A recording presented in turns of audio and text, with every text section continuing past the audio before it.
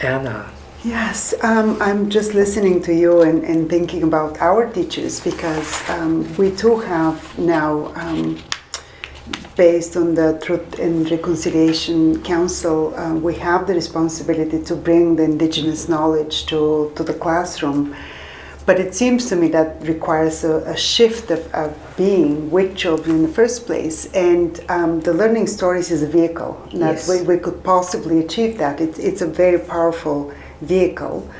And yet, it takes time to develop this way of thinking about it. And our teachers, unfortunately, some may say that this would add a lot to them, to their plate in terms of work. Because these learning stories, when we read them, we admire the depth and the length in which teachers actually comment on each and every child's development, and they pay attention to detail, and they make connections and reflect on that.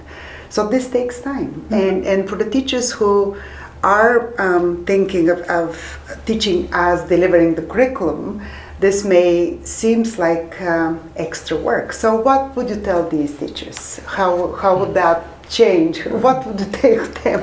My first harsh response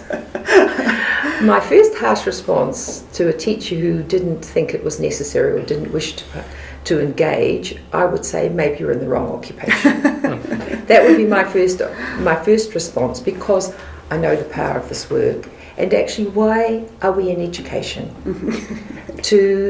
One of our absolute central reasons for being there is to build the identity of the child. Yeah.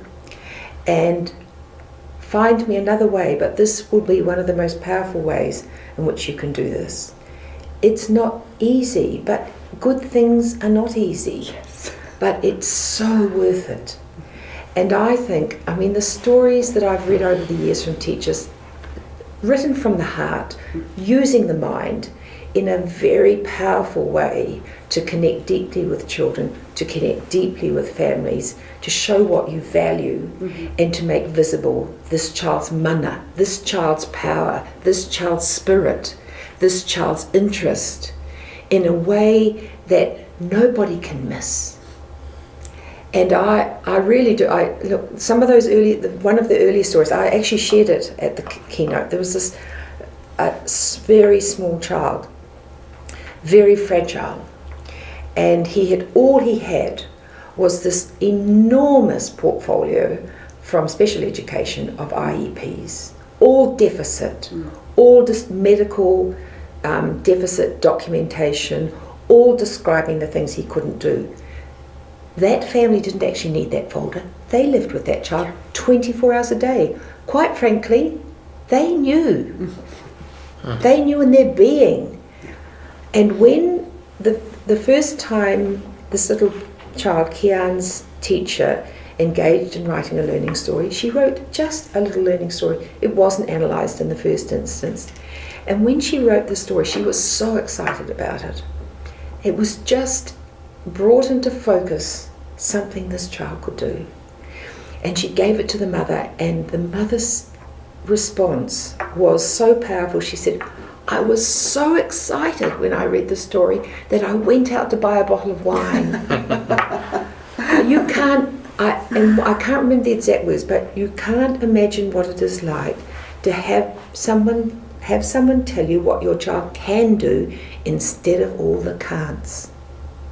Now, and then at the end she said, thank you so much for taking the time for documenting Kian's experience. Now, when I read the story the first time, I have to be able to share this with every teacher. And of course this mother was like, you will, I would love you to share the story. And actually I would say to a teacher, if you aren't somewhat moved by this voice from the parent about the importance of documenting children's lives, you're probably in the wrong place. Probably need to go and find another job. Because we need people working with children in these powerful years who are deeply connected, deeply interested, who want to engage with families. And so many children now enter early childhood education. Many are spending 40 hours, some more, a week, They need loving, engaged, deeply thoughtful teachers to write interesting stories about their children's learning lives. And I know, actually, that many of the stories I've read, hundreds and hundreds and hundreds of stories, will be in the lives of these families for generations. And they will be reading them to their grandchildren, actually. And they are stories that are about their children that deeply connect with these families. So my view is quite clearly, this is the trace of your professional life. You have the privilege of writing about these children's lives. Do not take it lightly. I am now going to share 2 learning stories. I want to start by talking a little about time, as this is an issue raised by many. In the first instance, I would love each of us, as teachers in kaiako, to consider these questions. 1. Is what I do each day fueled by my vision of what is important and valued in my setting? 2. Does this vision illuminate an understanding and a knowing that what I do each day will shape my life as a teacher and make a difference in the lives of children and their families in my place? And 3. Am I doing what matters most and doing it well? I believe we enter each day with the opportunity to make choices that will illustrate our contributions, our integrity, and our courage. It is a very exciting journey. Writing learning stories is one way to make visible your courage, your integrity, and your commitment to children's learning lives.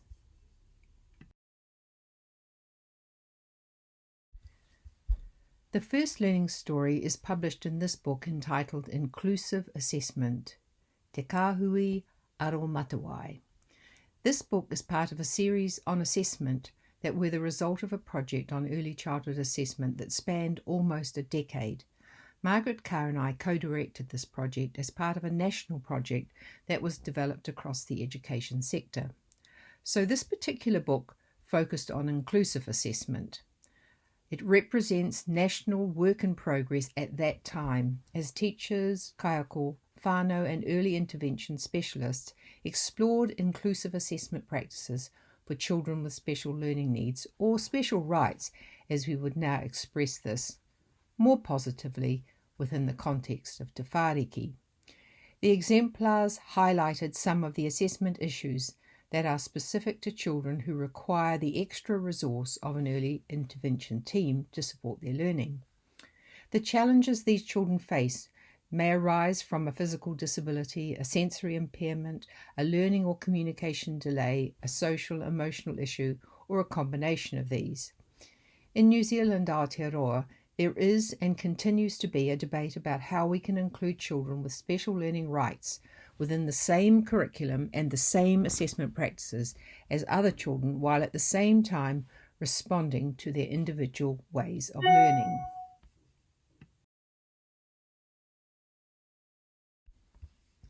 As part of this project, we looked at some of the research around inclusive assessment. For example, Chris Lepper, Denise Williamson and Joy Cullen explored the use of learning stories with an entire early intervention team as part of the assessment process for children with complex additional learning needs. Their findings illustrated the ways in which learning stories can be used to enhance the quality of a team approach while, at the same time, allowing multiple perspectives to contribute to the well-being and learning of the child. I will now share one learning story from this book that I mentioned during the initial conversation in this webinar. This is a very early learning story, and this slide shows the original documentation written by both the teacher and the mother.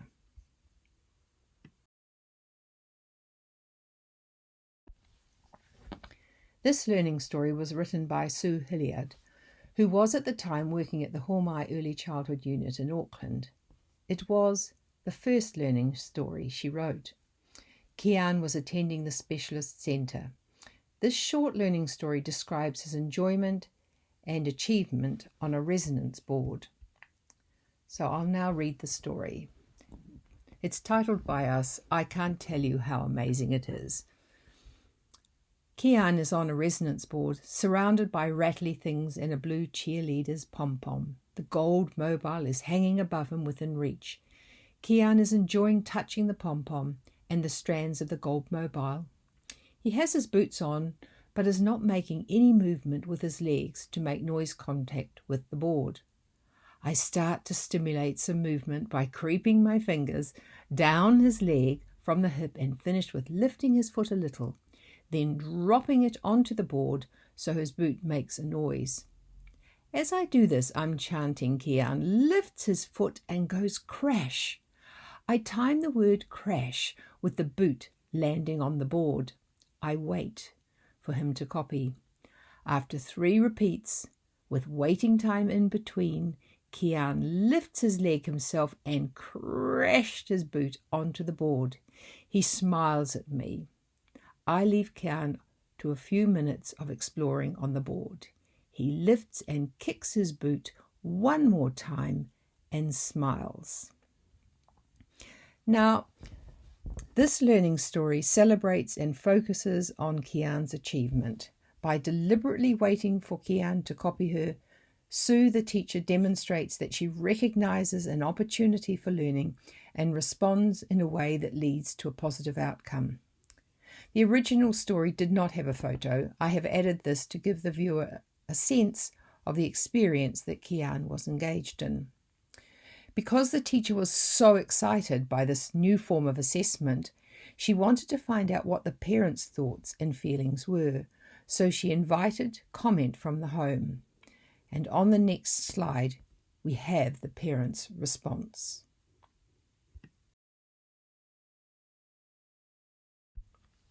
This centre provides a parent voice form for the parents to respond inside, and it had a statement at the beginning which said, "Today a staff member recorded this learning story about your child. It captures a part of your child's day. We invite you to make comment about this story. We will include this story and your comments in your child's folder, which will be given to him to keep when your child leaves our centre. We would love to hear about your child's experiences at home too." And so Kian's mother responds to his learning story. "It is amazing how the smallest thing can be amazing. I was so excited with Kian's story that I went out and bought a bottle of wine to celebrate. I can't tell you how amazing it is to have someone else tell you what your child can do instead of all the can'ts. The processes that the centre uses to encourage Kian to communicate are very good, and since learning these things, I am looking at Kian in a different light and attempting to talk with him rather than at him. Thank you so much, Sue, for taking the time to write down Kian's experience." Now, I think this is a very poignant response from the mother. Kian's mother's experiences with the centre, including reading this learning story, help her to see him in a different light and to talk to him rather than at him. This assessment documents a successful and enjoyable learning moment for Kian and achievement that his teachers and others can build on. I absolutely believe if you are not in some way moved by this parent's response to the documentation, then maybe this is not the sort of profession you should stay in. The commitment of the teacher to share the child's learning through documentation ensures these moments will become important building blocks in building the child's positive identity as a learner. Kian's mother's response is in line with other comments from parents in the literature on children with special rights. In Leslie Dunn and Sally Barry's report, a parent comments on the value of her child's portfolio in highlighting his achievements. Quote from this mother, "It gives other people, like people who read them, like family and grandparents and things like that don't see as much of him or only see the bad side of him when he's home and tired and grumpy. It's quite neat for them to learn and read the stories and see the things like that he can do." Dunn and Barry interviewed parents or caregivers of children with early intervention support about assessments that included photographs and learning stories. The parents were enthusiastic about learning stories because The stories reflected their own knowledge of their child. The stories showed that the teachers really knew their child. They liked seeing what their child was doing when they weren't there. They liked reading about their child's achievements as recounted in these stories, and the detailed observations in narrative format provide a form of accountability. Okay, we will now listen to the second learning story.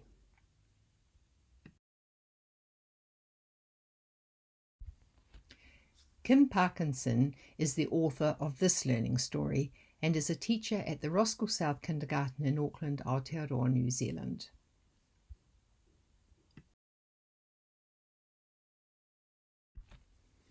Every day you can make a difference. Learning stories will communicate what you value. In this setting, risk and challenge are valued, providing opportunities for children to strengthen their learning dispositions.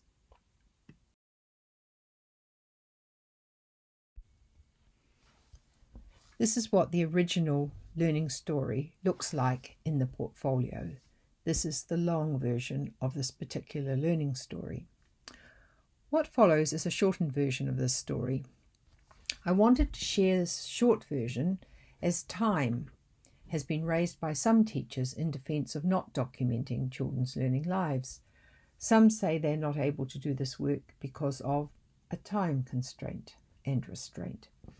I wanted to illustrate that a learning story could be written with a very few words, but at the end of the day, in reality, it is not about the time, but rather about the priorities that you decide upon. What you believe will make a difference to the child's learning life or not. Is it worth making it a priority? This is really the decision that needs to be explored.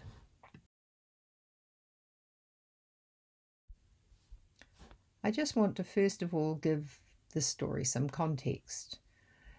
This tree that Rebecca is going to climb stands behind the kindergarten in a local reserve. This reserve land is much lower than the kindergarten itself. So this very tall tree actually travels high above the roof of the kindergarten, hence the title, I Can See Normal Kindy. So I'm going to start reading the story now. We are outside and I see Rebecca perched on a branch in the tree. Climbing higher and higher. Rebecca climbs over, under, and around the branches, further up the tree.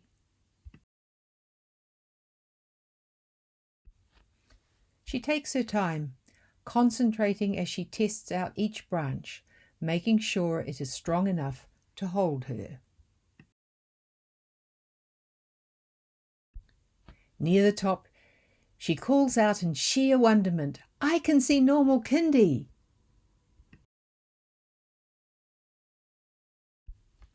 Determination and a curiosity for learning.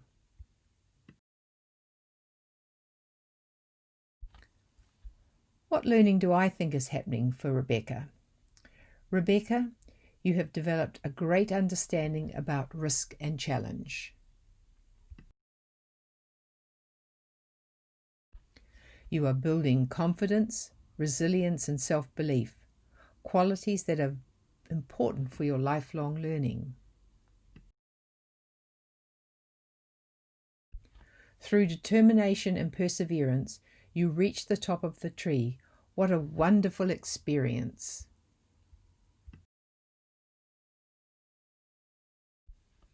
Rebecca, as you move on to school, remember these powerful learning moments. Aroha nui, Kim.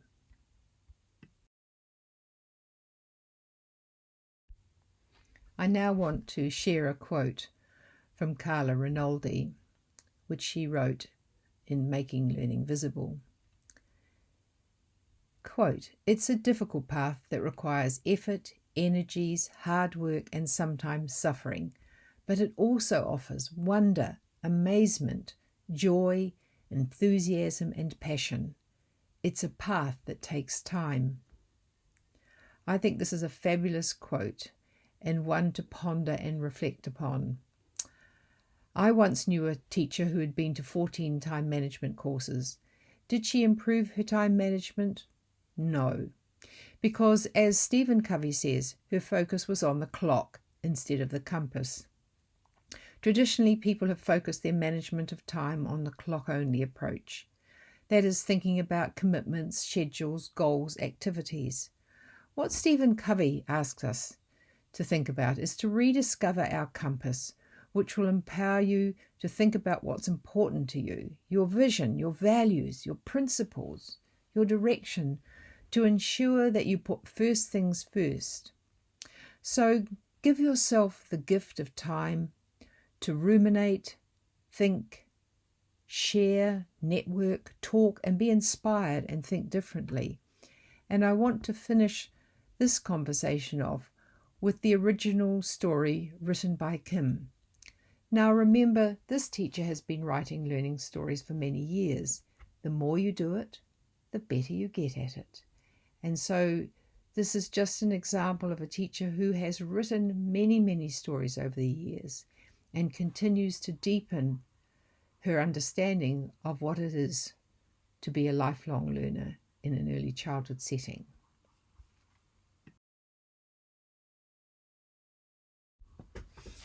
I Can See Normal Kindy, written by Kim. Another glorious morning is in progress at Bush Kindergarten, and there is a steady stream of chatter and excitement as children work together or independently on the challenges they have set for themselves. I hear some voices talking amongst the tall conifer-like tree, and looking amongst the branches I see Rebecca and Genesis perched on separate branches. I am invited to watch the two girls as they explore this great tree, and I watch in awe as first Rebecca and then Genesis climb higher and higher. In fact, so high that I have difficulty capturing them on the camera, and I have to use the zoom lens to take photos. Rebecca continues to climb further, and Genesis sits back to watch as Rebecca negotiates her way over, under, and around the branches, steadily making her way further up the tree.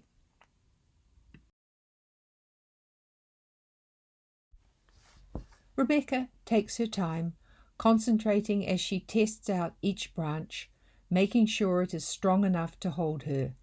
Rebecca continues to make her ascent up the tree, and as she nears the top, she calls out in sheer wonderment, "I can see normal Kindy!"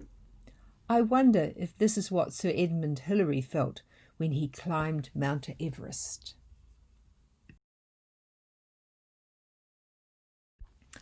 What an exhilarating feat, one that came about through sheer determination and that sense of curiosity that we know Rebecca has for learning.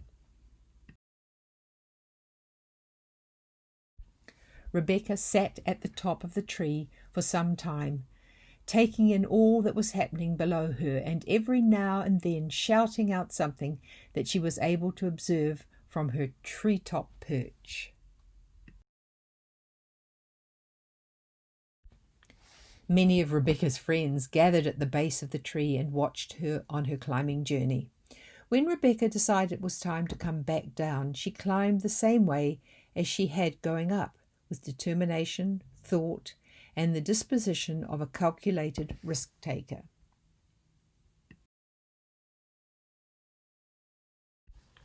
What learning do I think is happening for Rebecca? Rebecca, you have developed a great understanding about risk and challenge and what it means for your learning.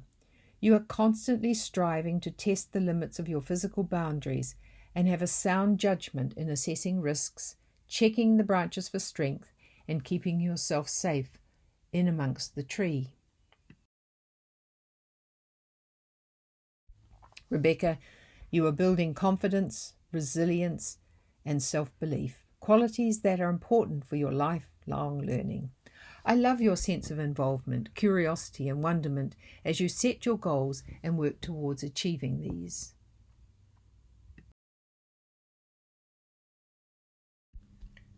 Who knew what you would see at the top of the tree, and the elation you experienced as you conquered the challenge you'd set for yourself? Only you could, and through determination and perseverance, you reached the top of the tree and saw the world around you in a different light. What a truly wonderful experience. Rebecca, as you move on to school, remember these powerful learning moments and the sense of pure joy and achievement in what comes from practicing and hard work. Aroha nui, Kim.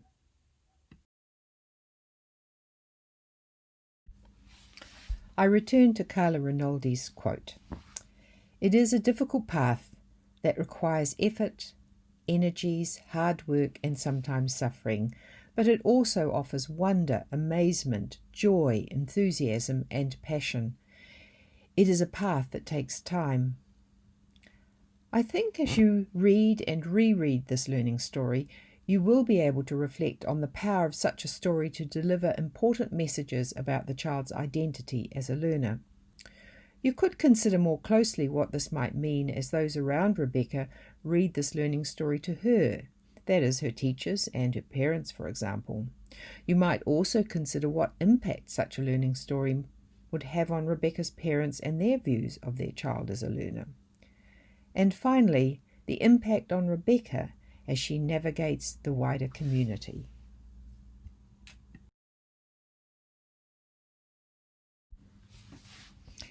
As Carol Adrian states in this quote, each day has its own purpose and fits into the great plan of our lives.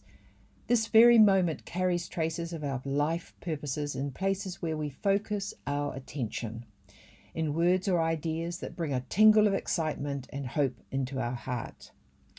I hope that as you focus your attention on children's learning lives, these ideas will bring a tingle of excitement and hope into your heart. Such is the joy of teaching.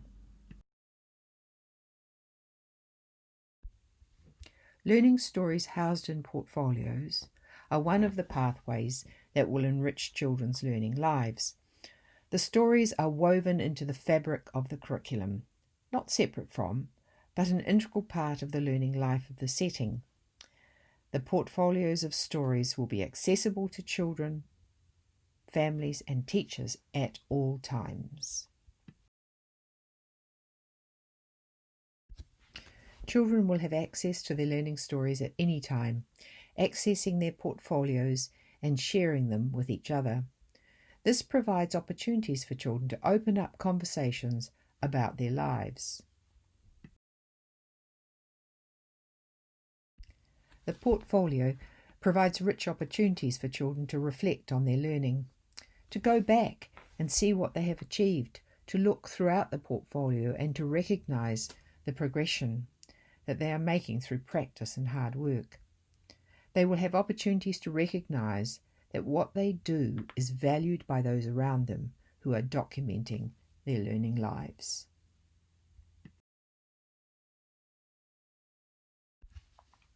Take time to reflect on your assessment documentation. An important question to ask yourself is, who is it for? Do you use your current documentation every day for children and families? Is it woven into the fabric of your setting, into your whāriki? It is my view, if you do not use it daily, then you should lose it and reconsider what you are doing. Remember, your time is too precious.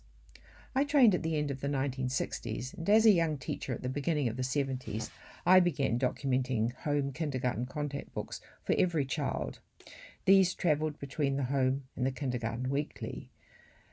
In my kindergarten at that time, we had 120 children on the roll, 5 profoundly deaf children, and only 2.5 teachers. And yet we found the time to do this because we knew documentation was important.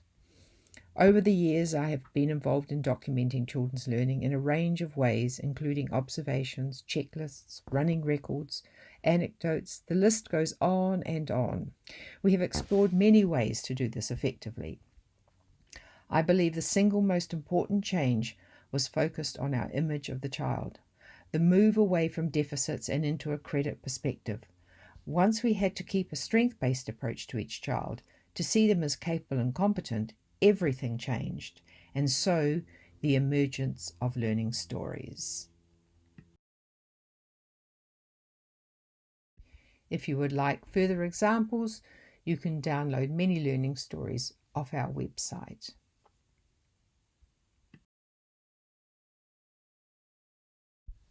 Write stories that make a difference.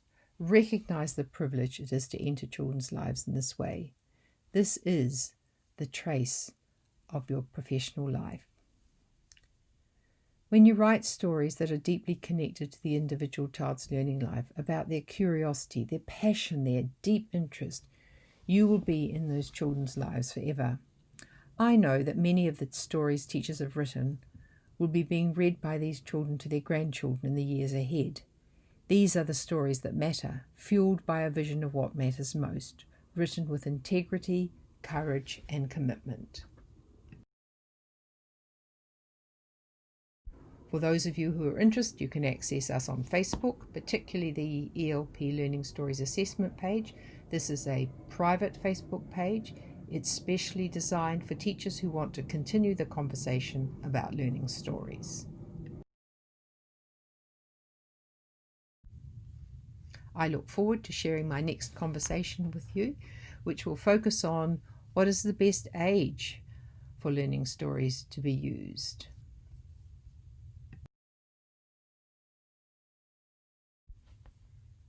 Thanks for watching.